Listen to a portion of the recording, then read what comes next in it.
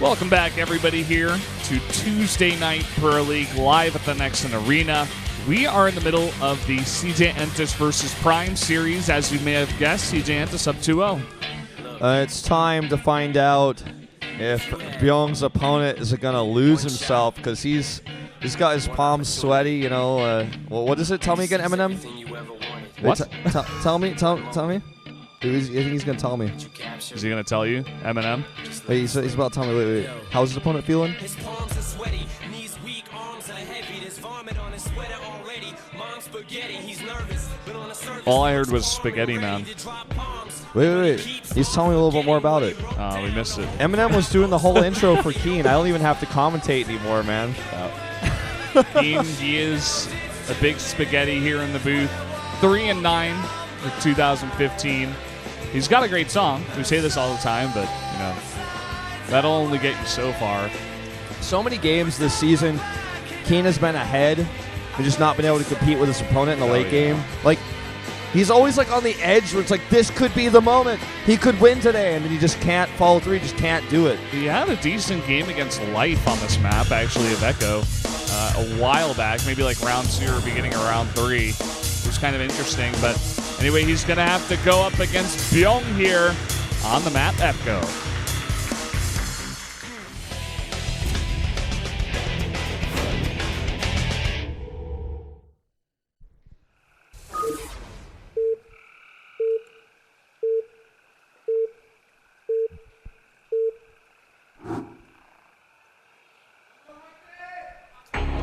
Up here in the top left, in the red, from CJ Entus, the Terran player, it is Bbyong. Bbyong. Down to the bottom right, in blue, it's KeeN. One of MVP's big heavy hitters in the old days. We're living in a new era. And we're going to be soon living in a new era. With Legacy? Yeah, that's it's going to be an entirely different game, man. It's going to be really interesting. My prediction See is... how everything shakes down. You and I were talking about this a little bit last night after the cast. My prediction is that the top-level players will all be shaken up.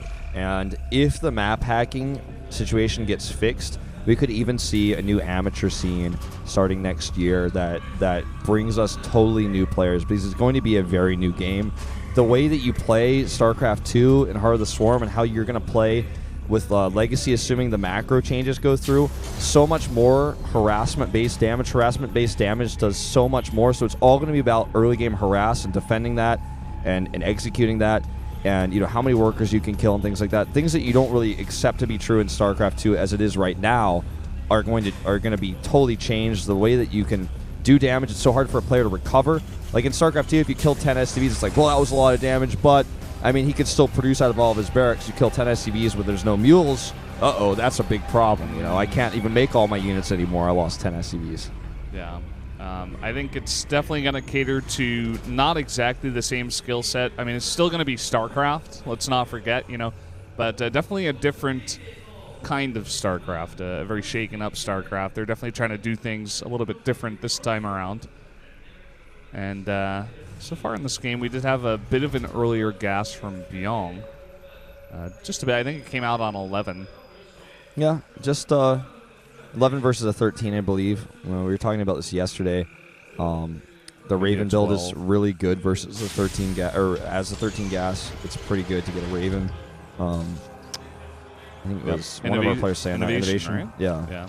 It's giving us the knowledge. Yeah.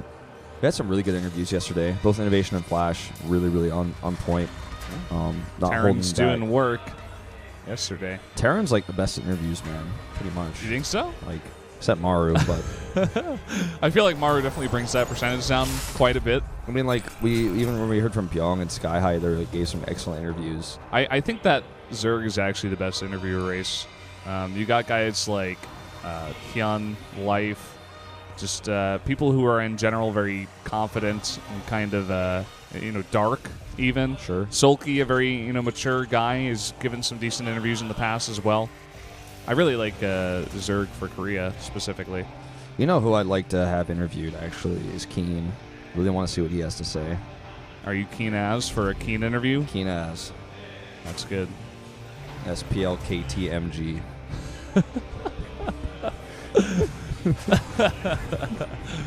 Oh man, I Let's don't know why see. that was so funny. Let's see if that Reaper gets blocked out. It does. Doesn't see that starport timing. Pretty sure he didn't. Let me check one more time. He saw the starport. Yeah, but he didn't see if there's any add-ons or anything. He doesn't know if a Hellion's being made. He doesn't know if it's going to be a drop. And he didn't see the gas. Most important thing here. He can actually... There's like a small part there I think he could possibly get in the main, but of course he doesn't know that. By the way, back at home, Bbyong is getting a CC, so it's really important for him to find out what's going on, especially because that's on the low ground. It's a bit risky. I wonder if he's going to try to poke at these Marines. I don't think he should. No. Just because KeeN definitely has the bigger army as Bbyong's trying to expand. Here the drop comes. Oh, well, that CC gets denied, and now he's going to try to catch these units, but it isn't going to happen. So his entire plan is revealed, and he doesn't even kill the units that saw it. This is a horrible position now for KeeN. Yeah, it's Bbyong like, with that reacted factory is going to be getting out so many of these Hellions, and as long as he splits against the Widowmine, he'll be in quite a nice position, I believe. he's going to have a Viking to help zone out as well. The drop. It looks like it might not be ready if KeeN goes now. But I mean, I don't think he really wants to drop in there, considering the position right now. Now this actually works out. Needs to get to the bottom of that ramp. Oh, he should not let Bbyong get out of the ramp. Oh, look at how many Hellions. They immediately focus down the Widowmine, and with this much stuff, there is no way KeeN's going to break down that front door. Should not have allowed those units to get down the ramp. If he has a concave with his Marines and even his smaller Hellion count at the bottom of the ramp, he wins that fight every time until the Viking comes out. Bbyong's just driving across the map now. He's like, I know you got half your units in the medevac. I'm going to get there before you. He also killed the SCV that was going to build a CC, so he knew his CC was going to be on the way. So he wants to punish that. It's not on the low ground, but still, it's in this wall, so he can actually kill the building SCV. He can actually kill this depot as well. Kills the Viking and slips on through. Here we go. 4 Hellions looking for damage. And some of these SCVs are so lining low. up. Oh, so lined up. This is disgusting. Oh! Don't go that way. No! No! I feel like we're commentating a montage parody right now. We're just like, oh.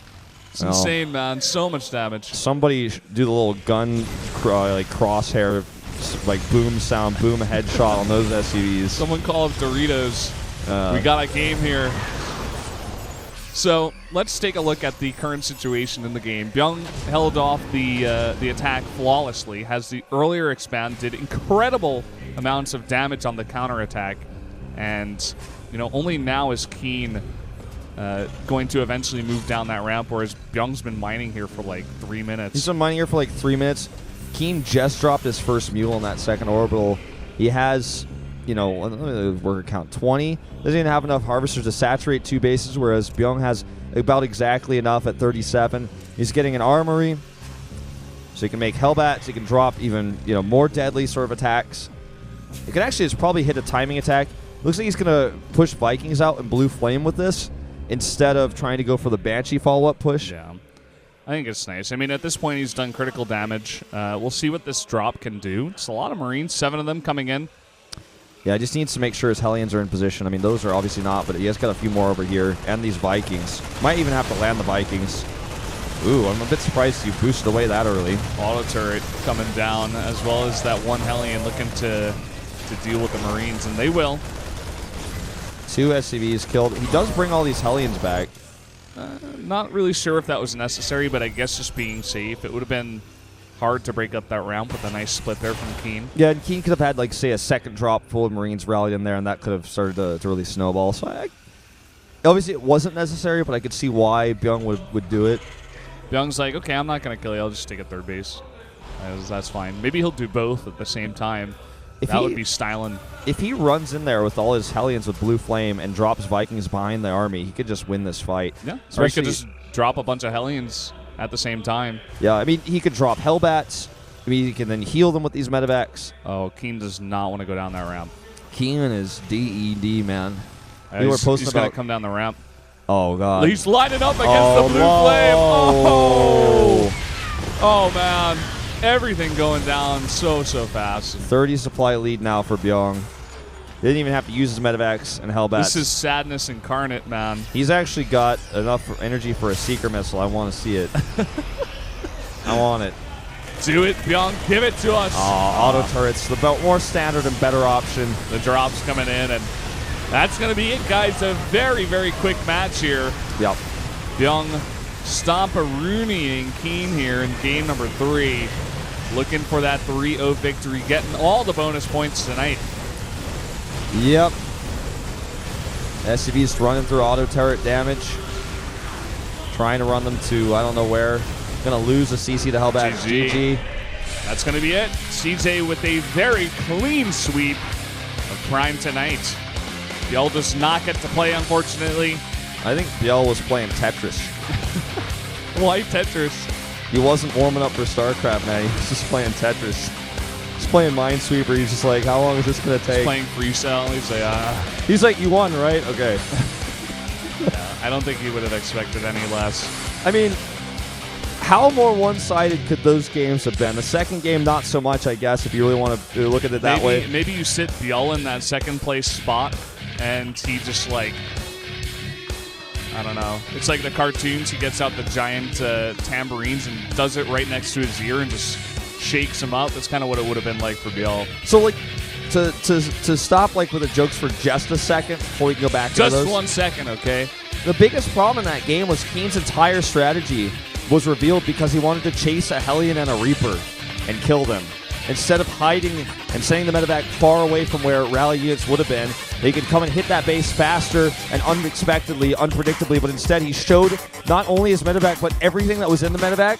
And so Bbyong was like, oh, I'll just keep my Hellions ready, I'll pull my SCVs out of the natural, I'm fine. My Vikings coming out, you're screwed. Well, there you have it, guys. 3-0. CJ Entis over Prime. That's going to put CJ in a great position here. 4-2 with a +6 indicator now.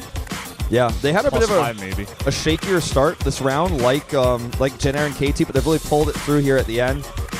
And Hero and Bbyong, you know, the big kings of this match. Bbyong not even being necessary to defeat Prime, but Hero playing a solid game versus Yoda, I have to say, like looking really good. One-sided game, but Hero making pretty good control decisions. I mean, controlling well and making good decisions in the mid-game with his units. And there you have it. I mean, that's going to be game number 1. The second match of the night, definitely going to be the better one to watch. Spenu up against Samsung. Yeah. It's going to be, I think, a much closer match here. But we'll see. I wonder if we're going to get to that MVP interview here. I wonder who they would pick. Maybe Ragnarok for his first win. Yeah, probably so. I mean, we could see Bbyong as well, maybe, but I'd like to hear from Ragnarok. Yeah. Just because we obviously do not get to hear much from that guy. He's a pretty cool kid. Probably what the most exciting thing to hear from whoever they interview is what CJ is thinking about their last opponent for round 4. Like, what are they thinking? Do they think they might be able to win that? What do they think about SKT's chances versus Samsung next week? Like, is it possible that they could get first place and get that very important final spot for round 4 to guarantee more points going into the actual grand postseason?